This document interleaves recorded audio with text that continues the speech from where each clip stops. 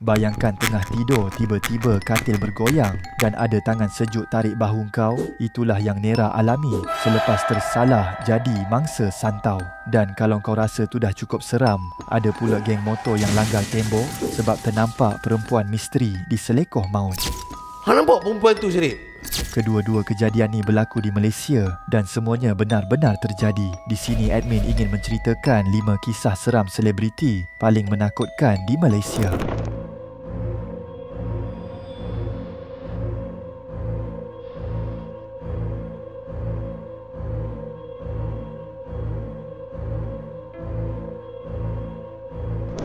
Nombor 5. Puteri Balqis dari goncangan kegangguan. Menerusi YouTube sembang seram, Puteri Balqis atau lebih dikenali sebagai Akish pernah alami sesuatu yang mengubah hidupnya. Ketika dia baru 6 tahun, dia tiba-tiba demam panas, mulut berbuih dan sejak hari itu, Akish mula nampak, dengar dan rasa benda-benda yang orang lain tak boleh lihat. Satu malam, umur lebih kurang 8 tahun, dia tengah cuci pinggan di dapur seorang diri. Tiba-tiba dia rasa macam rumah tu bergoncang, macam ada gempa bumi. Apa ni? Kenapa semua gegar? Dia panik dan lututnya menggigil, merangkak dari dapur ke luar rumah. Tapi pelik, pinggan semua tak bergerak, pokok pun statik. Hanya dia yang rasa badannya menggigil. Tiba-tiba gempa bumi, bang. Gempa bumi yang terlampau teruk. Dan saya macam ni lah, merangkak ni, pegang apa yang ada. Saya diri tak boleh, duduk tak boleh, merangkak. Sampai di halaman, dia pegang ranting pokok, patah, angin tiada, benda semua tak bergerak. Mami, tadi ada gempa bumi. Mak dia cuma jawab, oh okey, nanti okey lah tu. Beberapa hari lepas tu, masa nak tidur, dia buka tingkap sebelah katil macam biasa. Tapi malam tu, dia nampak satu sosok hitam berbulu dari kepala sampai kaki. Abang bayangkan ada satu figure berbulu daripada atas sampai bawah, warna hitam, berbulu. Dia lalu je. Oi. Saya duduk kondo bang. Weh. Dia Lalu melintasinya, Akish terkedu tak mampu nak tutup tingkap pun. Dia biarkan dan cuba untuk tidur. Tapi tengah malam dia terjaga. Di sebelahnya ada sosok muka pucat, penuh urat, tangan panjang 4 jari saja melingkar di pinggangnya perlahan. Akish tak menjerit. Dia tahu kalau dia cerita pun mak dia akan marah. muka dia kecut, sekecut-kecutnya. Muka dia pucat, penuh dengan apa orang panggil veins, urat. Allah. Jadi malam tu dia diam dan pandang je makhluk tu sampai ia hilang sendiri dalam gelap. Nombor 4, Joe Daud, rumah di antara dua kubur. Menurut YouTube Ashraf Channel, Joe Daud dari Masai, Johor pernah alami satu gangguan dari hantu terbalik yang dia takkan lupa. Rumah arwah bapanya terletak di antara dua tanah perkuburan Cina dan Islam. Sejak kecil, Joe terpaksa tidur atas Al-Quran sebab bilik dia memang jadi pot makhluk halus. Tapi tanah kami ni sangat rare kerana kiri kanan dia perkuburan. Oh, Dia okey. buka tingkap kanan, batu nisan kubur orang-orang Islam. Buka tingkap kiri, Cina, India, Kristian campur. Pernah satu malam, dia nampak sendiri arwah bapanya halau pontianak atas pokok mangga. Kau balik, ini bukan tempat kau. Tiba-tiba pontianak tu terbang, rambut panjang melayang, berkain putih, tapi hujung kain dia kotor berlumur tanah. Tapi itu baru permulaan. Paling menyeramkan bila satu malam, masa keluarga tengah tengok TV, tiba-tiba pintu diketuk 3 kali. Gula hex. Tahu gula hex? Tak faham. Maksud? Oh, gula hex. Gula hex kan atas bonjol tu. Kita panggil gula hex. Dia ketuk. Ketuk-ketuk, buka dia, koma 3 hari. Joe buka pintu dan nampak pocong dengan muka hitam legam berdiri kaku. Dia terus pengsan. Kakak dia jumpa Joe dah terbaring tak sedar diri. Namun peristiwa paling dahsyat yang pernah berlaku adalah kepada abangnya sendiri. Abangnya merupakan seorang guru. Suatu hari dia balik dari acara merentas desa. Tiba-tiba mengerang, hempas pintu, panjat dinding macam cicak, mata merah, suara bertukar garau. 12 orang jiran cuba bantu tahan tapi tak mampu. Dinding rumah dicakar sampai hancur. Akhirnya seorang ustaz datang, kepit ibu jari abang dengan besi tembaga, sapu minyak bawang dan asam. Waktu subuh baru semuanya tenang. Benda yang masuk tu sangat besar. Yelah.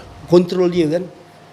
Dia memanjat, dia mengamuk apa semua tu sehabis Tenaga kot dia gunakan. Tapi abang ambil masa 3 minggu nak pulih sebab katanya yang merasuk tu bukan biasa-biasa dan kejadian berlaku berpunca daripada terlanggar busut.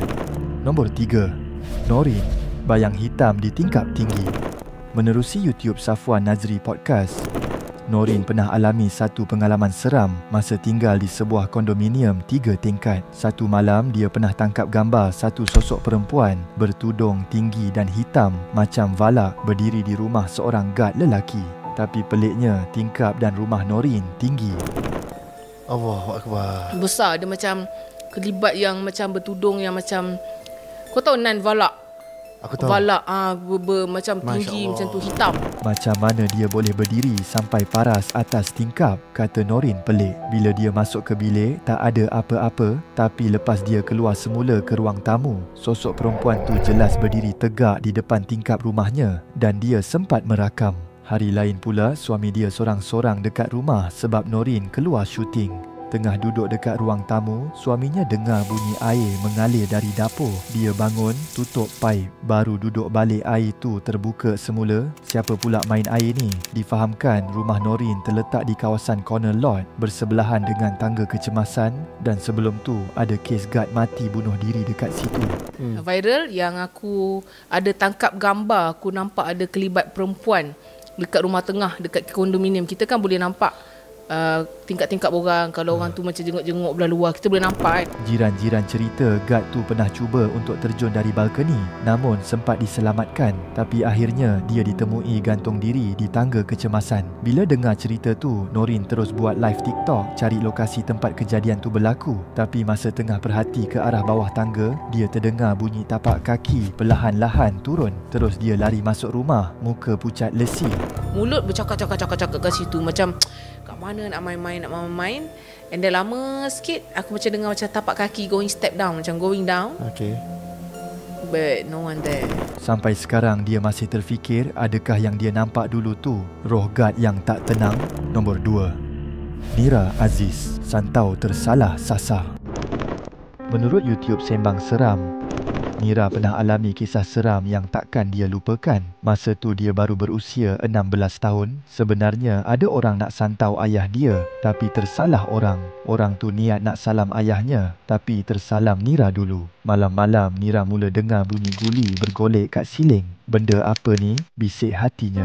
Bunyi tu tak henti dari pukul 2 sampai 3 pagi. Dia mula resah. Suatu malam Nira tersedar di depan katilnya ada almari dan dekat almari tu dia nampak lembaga hitam. Bajunya penuh lumpur, kuku panjang, mata terbeliak, mulut ternganga, menggapai-gapai ke arahnya. Nira tak boleh gerak, kaku. Malam lainnya tengah nak tidur, tiba-tiba katil bergoyang. Nampak ada satu lembaga, dia macam baju dia dekat dalam lumpur, yang warna lumpur macam tu. Ni I tak tipu, sumpah lillah. Kuku dia very panjang, mata dia macam macam tu. Nira perasan ada tangan sejuk menggenggam dan menarik bahunya memaksa dia bangun dan dia terus terduduk tercungap-cungap menahan panik. Tak habis di situ, masa dia nak ambil air di dapur, dia nampak satu lembaga hitam tinggi berdiri belakang peti ais. Bunyi dia sangat mengerikan. Suatu hari Yasin yang selalu dia letak bawah bantal tiba-tiba hilang. Di peti ais I very tinggi, warna hitam. Di belakang dia macam nampak dia punya facing back je. Belakang dia macam ni duduk, diri macam tu je. Terlampau tinggi Safwan. Tapi dia ada bunyi macam Ibu mana Yasin Nira? Ibunya cari keliling bilik. Tiba-tiba mereka berdua terdengar bunyi dengung kuat. Kemudian sunyi. Esoknya Yasin tu muncul semula atas bantal. Kemuncaknya masa nak bawa nenek berubat, Nira pula tiba-tiba menggigil dan menangis di masjid. Ustaz pandang dia lama dan Nira tiba-tiba jerit, "Saya tak suka ustaz ni." macam tu. Macam, kenapa ni? Kenapa ni? I menangis. I bergigil. Kenapa benda ni? Apa benda ni? So ustaz tu tengok. Masa tu semua sedar rupa-rupanya sihir tu dah pindah ke Nira. Nombor 1. Pak Azad, perempuan diselekoh maut salbiah. Menerusi YouTube Sembang Seram, Dulu masa zaman muda, Pak Azad aktif join aktiviti lumba motor. Ada 2 kumpulan dan syaratnya siapa kalah kena terjun laut. Gila kan? Satu malam, mereka buat race besar. Pak Azad membonceng dengan Jazmin dan seorang lagi kawan, Isma Razani, bawa rakannya Sharif. Sebelum gerak, Jazmin dah pesan, aku tak nak lalu corner Salbiah, tempat tu keras. Tapi semua buat tak endah. Bila race mula, semua rempit laju dan sebaik tiba di selekoh Salbiah, semua tahu kena corner. Tapi Isma dengan Sharif terus pandu lurus. Weh, break, jerit Pak Azad, tapi tak sempat. Mereka akhirnya melanggar tembok. Tengah duduk bawah, semua orang tahu tu adalah corner. Member aku pergi straight. Isma Razani ni. Isma Razani. Depan mata kami 15 biji motor. Kami dah corner, dia pergi straight. Fum.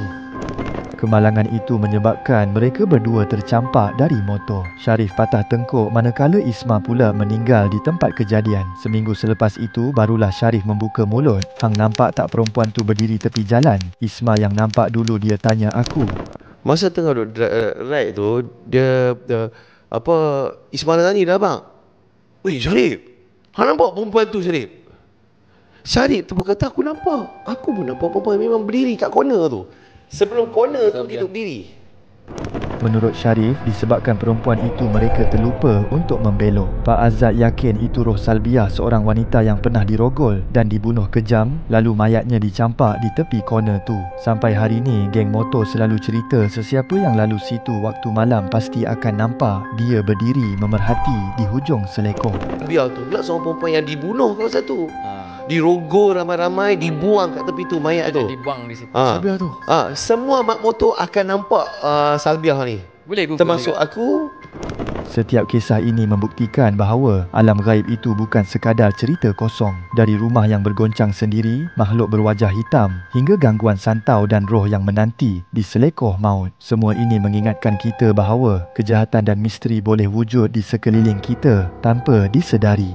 Jom komen, adakah anda akan lari jika berada di tempat mereka? Komen juga kisah seram selebriti, manakah paling menakutkan? Komen juga idea video seterusnya. Komen terbaik akan admin pilih sebagai pemenang giveaway duit.